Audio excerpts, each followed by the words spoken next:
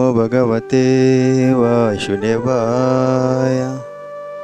Srimad Bhagavatam, Skanda 1, Bab 11, Sloka 27. Lanjutan, kedatangan Sri Krishna di Dwaraka.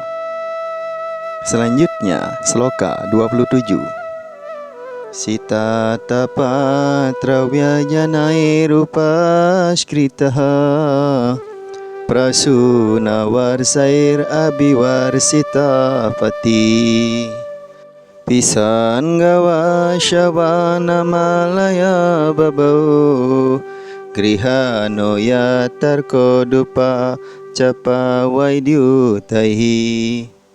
Artinya, ketika Sri Krishna melintasi jalan raya Dwaraka, dia dipayungi payung berwarna putih agar kepalanya terlindung dari terik matahari. Kipas cemara putih dikebaskan dengan lembut setengah lingkaran, dan taburan bunga berjatuhan ke jalan. Busananya yang berwarna kuning dan kalungan bunga di lehernya membuat ia nampak bagaikan awan hitam dikelilingi oleh matahari, bulan, petir, dan pelangi sekaligus. Penjelasan dari Yang Maha Berkarunia, A.C. Bhaktivedanta Swami Prabhupada.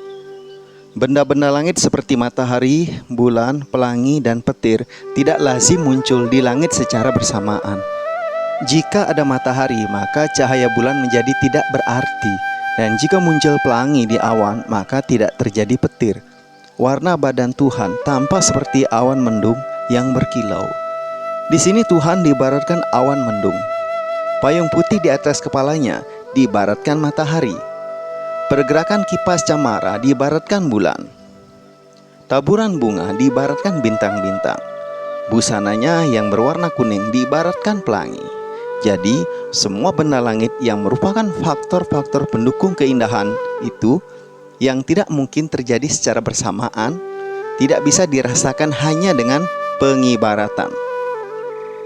Penyesuaian itu hanya mungkin apabila kita berpikir tentang potensi Tuhan yang tidak terjangkau oleh alam pikiran. Tuhan Maha Perkasa, dan dalam kehadirannya apapun yang tidak mungkin dapat dibuat menjadi mungkin oleh energinya yang tidak terjangkau oleh pikiran. Tetapi keadaan yang tercipta ketika Tuhan melewati jalan-jalan di Dwaraka begitu indah memesona dan tidak bisa dibandingkan dengan apapun selain gambaran tentang fenomena alam. Selanjutnya, Sloka 28. Pravistastu griham pitroho pariswakta swamatribihi wawande sirasya syapta dewaki pramuka mudha. Artinya, setelah memasuki rumahnya, Krishna dipeluk oleh para ibu yang hadir. Dan Krishna menyampaikan hormatnya kepada mereka dengan cara meletakkan kepalanya di kaki mereka. Para ibu itu dipimpin oleh Dewaki, ibu kandungnya. Penjelasan dari Yang Maha Berkarunia, A.C. Bhaktivedanta Swami Prabhupada. Kelihatannya bahwa Vasudeva, ayah Sri Krishna, memiliki tempat kediaman yang sama sekali terpisah. Tempat dia tinggal bersama ke-18 istrinya, yang di antara mereka Srimati Dewaki adalah ibu kandung Krishna. Namun demikian, semua ibu tiri menyayangi Krishna secara seimbang. Seperti akan terbukti dari ayat berikutnya. Sri Krishna juga tidak membedakan ibu kandungnya dengan ibu tirinya. Dan Krishna memberi hormat dengan cara yang sama kepada semua istri Vasudeva yang hadir saat itu. Selain itu juga, berdasarkan kitab suci, ada 7 ibu. 1. Ibu kandung. 2. Istri guru spiritual. 3. Istri seorang Brahmana. 4. Istri raja. 5. Sapi. 6. Perawat. Dan 7. Bumi. Mereka semua adalah ibu. Bahkan menurut ketentuan sastra ini, ibu tiri yang merupakan istri ayah juga sebaik ibu kandung, karena ayah merupakan salah satu guru spiritual. Sri Krishna, penguasa alam semesta, memainkan peran sebagai putra teladan semata-mata untuk mengajarkan kepada orang lain bagaimana memperlakukan ibu tiri. Selanjutnya, Sloka 29.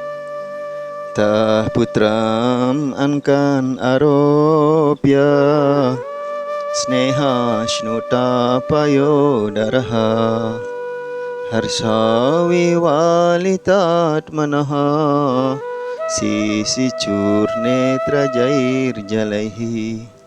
Artinya, para ibu itu setelah memeluk Krishna menyilahkan duduk putra kesayangannya itu di atas pangkuan mereka. Oleh karena didorong rasa kasih sayang yang murni, air susu mereka mengalir deras karena mereka diliputi oleh kebahagiaan, dan tetesan air matanya membasahi badan Sri Krishna. Penjelasan: ketika Krishna berada di Vrindawana, bahkan sapi-sapi pun sangat sayang kepada Krishna, hingga ambing-ambing mereka selalu basah oleh air susunya yang melimpah.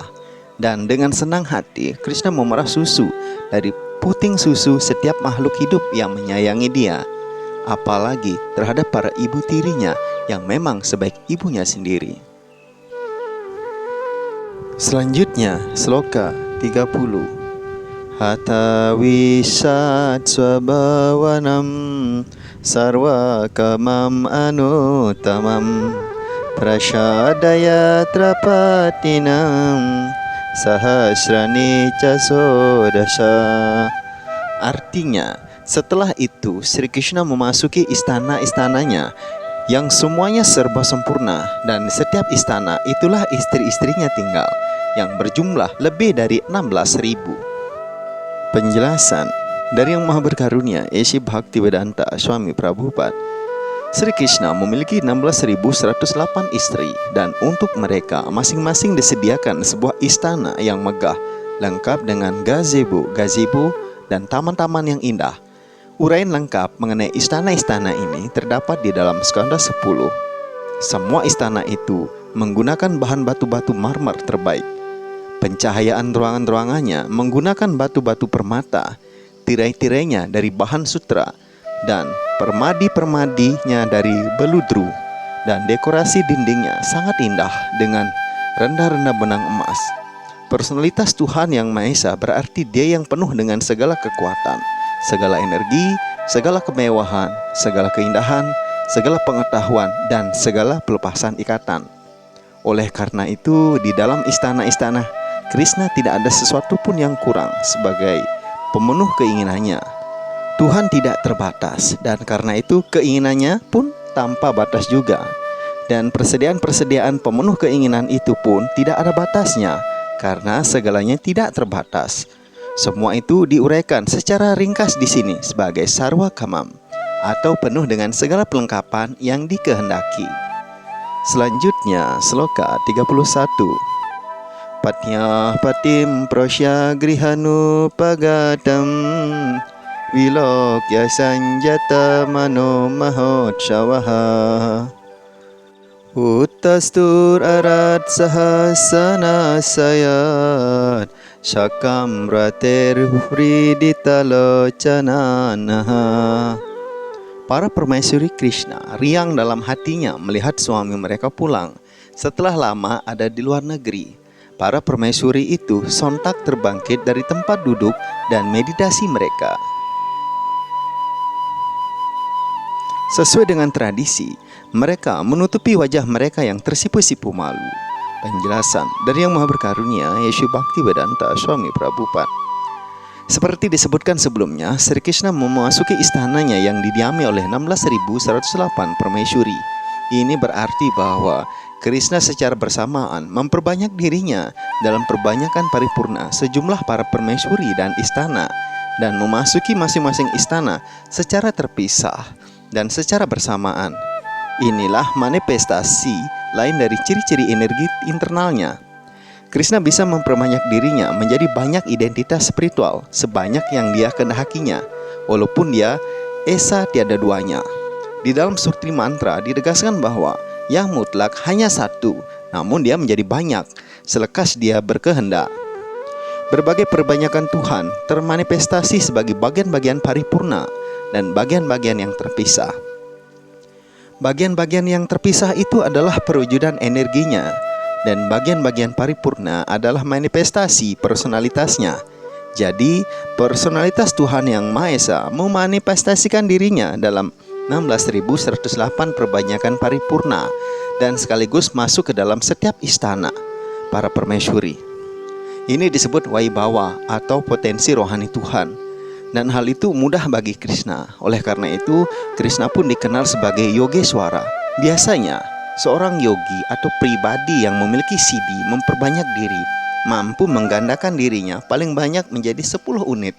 Tetapi Tuhan dapat melakukan hal itu sampai ribuan atau tidak terbatas, sekehendaknya.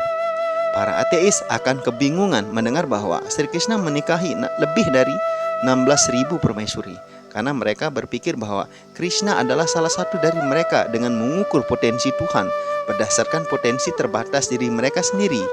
Karena itu, seyogianya diketahui bahwa para makhluk hidup yang merupakan perbanyakan potensi marginalnya tidak pernah setara dengan Tuhan. Walaupun sifat antara sumber potensi dan potensi itu hanya berbeda sedikit, ia tidak pernah dapat dianggap sama. Para permaisuri juga merupakan perbanyakan dari potensi internalnya, dan dengan demikian sumber potensi dan potensi tersebut senantiasa dapat terukur kepuasan rohani yang dikenal sebagai lila-lila atau kegiatan Tuhan. Karena itu jangan heran jika mendengar Tuhan menikahi sekian banyak istri. Sebaliknya harus diyakini bahwa kendati Tuhan menikahi 16 miliar istri, Tuhan belum memanifestasikan seluruh potensinya yang tiada terbatas dan tiada habisnya. Sri Krishna hanya menikahi 16.000 orang istri dan memasuki setiap istana yang berlainan, semata-mata untuk meyakinkan bahwa dalam sejarah manusia di muka bumi ini, Tuhan tidak pernah sama apalagi kalah unggul dari manusia manapun, seberapapun perkasanya. Oleh karena itu, tidak ada seorang pun yang sebanding apalagi lebih hebat daripada Tuhan. Tuhan selalu hebat dalam segala hal. Tuhan Maha Besar adalah kebenaran yang abadi. Karena itu, selekas para permaisuri itu melihat suami mereka dari kejauhan yang telah meninggalkan rumah untuk waktu yang lama karena perang Kuruksetra, mereka semuanya terbangkit dari kekusyukan meditasi mereka dan bergegas untuk menyambut sang kekasih tercinta. Menurut aturan keagamaan Yajnavalkya, seorang perempuan yang suaminya jauh dari rumah hendaknya tidak ikut serta dalam kegiatan sosial apapun, tidak menggunakan perhiasan, tidak tertawa-tawa menunjukkan kegembiraan, dan tidak juga pergi mengunjungi rumah kerabat dalam keadaan apapun.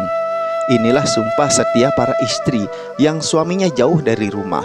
Selain itu juga, seorang istri harus selalu terlihat rapi dan bersih di hadapan sang suami dengan dandanan dan perhiasan yang baik, dan selalu riang hati di hadapan sang suami.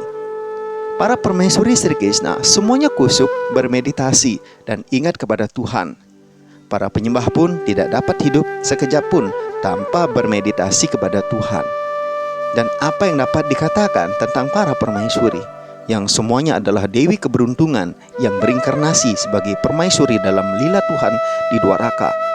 Mereka tidak dapat dipisahkan dari Tuhan, baik dengan wujud visualnya maupun dengan wujudnya dalam perenungan meditasi.